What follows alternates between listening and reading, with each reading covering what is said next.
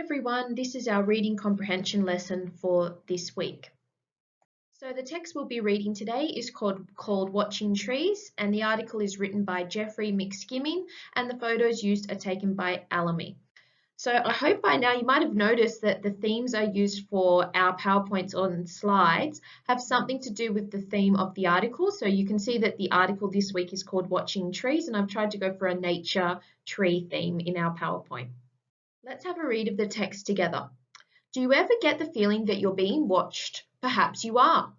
So I just was reading that little byline at the top there. It's important to make sure you don't skip something like that. Watching trees. Next time you go for a walk in the Australian bush or in an overseas forest, you might find yourself being watched. Sometimes the trees out there grow in ways that you would never expect, not in your weirdest dreams. Over the creeping course of time, mosses, bark, lichens, knotholes, and branches can grow in strange and unusual ways to form features that are not at all that different to human faces. Well, I think this article was definitely written before COVID because it's telling us next time we go overseas to walk in a forest, we won't be able to do that for a while. Stories and legends have come out of such unusual tree formations. Have you ever heard of the Green Man? In Old England, he was a character who lived in trees and whose features morphed into the trunks. In J.R.R. Tolkien's Lord of the Rings stories, the mighty ancient Ents are a race of trees who can talk and, when they want, pick up their roots and travel across the countryside. The Ents, too, have human-like features.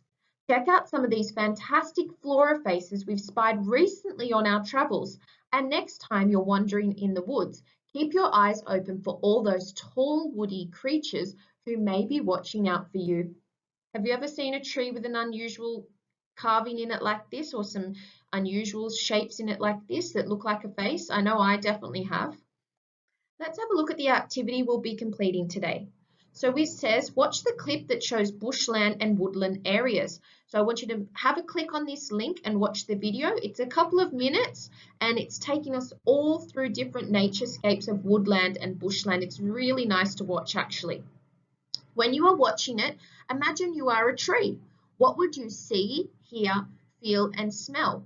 Use your senses to imagine this. Write down as many things for each using the sheet on the following slide, and you just have to write dot points for it.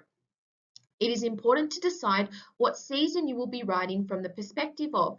So you have to think, if we were writing this in autumn, what happens to the trees' leaves in autumn? They usually all drop off. What happens in summer in bush? We're usually worried about a bushfire, or the landscape can become quite dry, and then so on and so forth with the other seasons. It's a different feel in nature depending on the different seasons. So you need to choose which season you're going to be writing from the perspective of.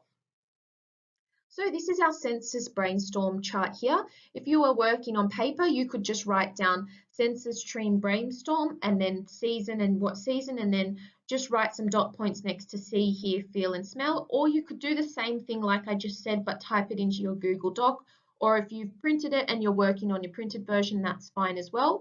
So I want you to watch that clip that I just mentioned in the slide before. Think about what season you are choosing to write in the perspective of the tree, and then answering these things here. So what do you see as a tree? Do you see a rabbit running past, a kangaroo jumping past? Do you see the river? Are you near the river if you're the tree? Do you see the other trees? What do you hear? Do you hear the rustling of leaves? Do you hear the cry of a bird?